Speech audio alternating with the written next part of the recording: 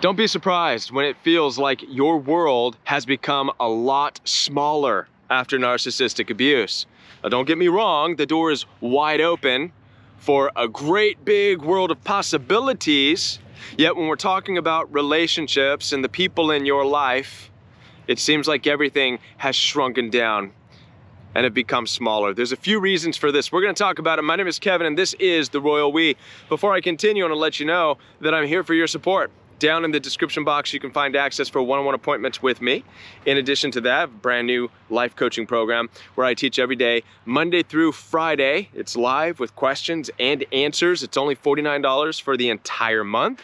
You cannot afford to miss out on it, especially those of you who are trying to start a brand new life. So head on down there and get started. By the way, it doesn't matter when you get started, as long as you just get enrolled. So head on down there and I'll see you in class. Now we're talking about this feeling that your world has become smaller, and if you're not careful, it can make you feel a little bit envious of others or of maybe your past life prior to narcissistic abuse, when you surrounded yourself with all kinds of weird people and whatnot, right? Which led to narcissistic abuse.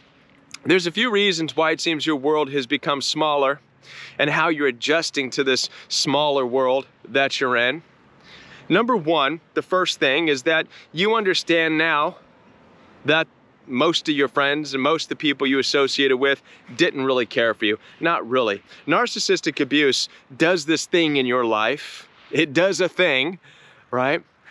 Where it causes you to understand that just because somebody tells you that they love you, just because they tell you that they're there for you, just because they tell you that they want you in their life, doesn't mean they really do.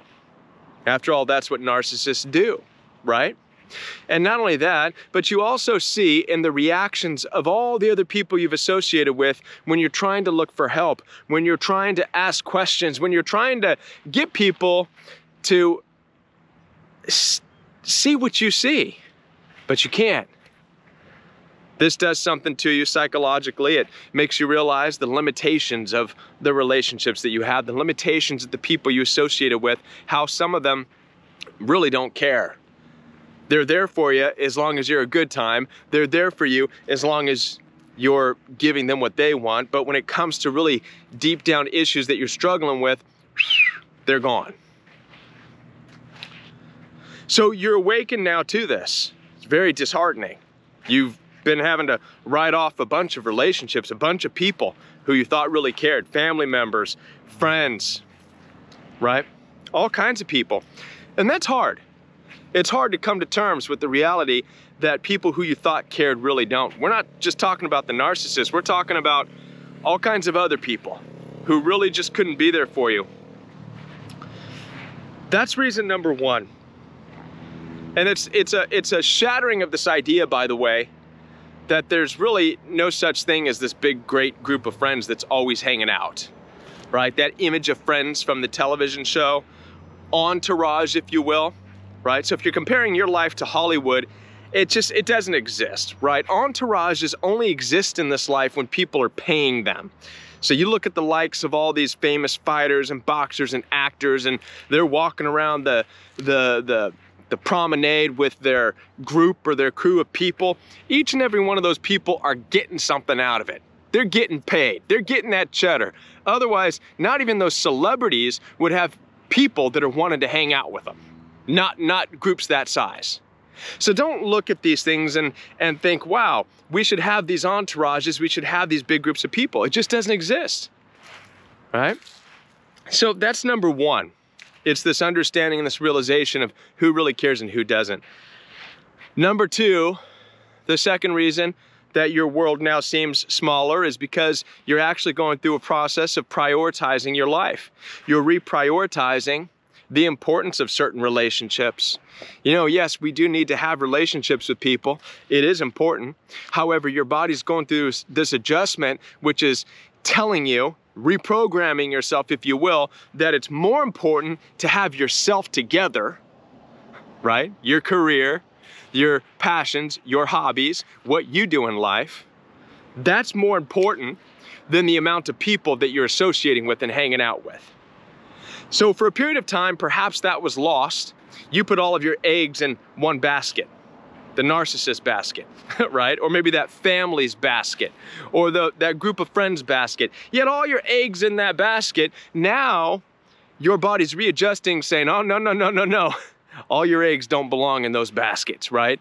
No more putting all the eggs in friendships. No more putting all the eggs in this relationship or in that relationship. From now on, you're gonna be putting all of your eggs and investing them in yourself in a way, right?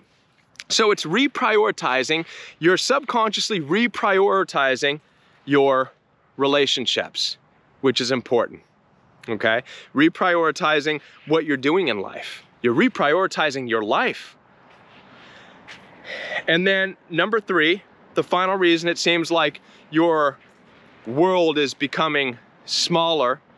So the first one we talked about was, I'm trying to remember now, lost track. First one we talked about was understanding that not all the people in your life care about you.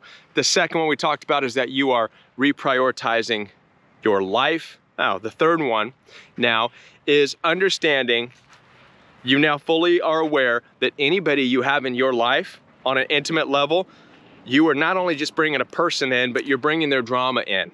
Now, suddenly you are more aware of the reality of the drama of other people's lives, their past, their history, their traumatic experiences in life. And if you're gonna bring people intimately into your space, you're bringing all that with them. So a part of you is now realizing, whoa, I don't wanna get too involved with too many people. I can't juggle all that drama, because that's really what happens. The more people you have in your life, the more drama you're trying to juggle that doesn't belong to you. You never looked at it that way, did you? You always thought that you're just gonna hang out with people and you're just gonna lie to each other all the time and pretend life is great and be shallow. By the way, that's what narcissists do. That's how narcissists live their lives.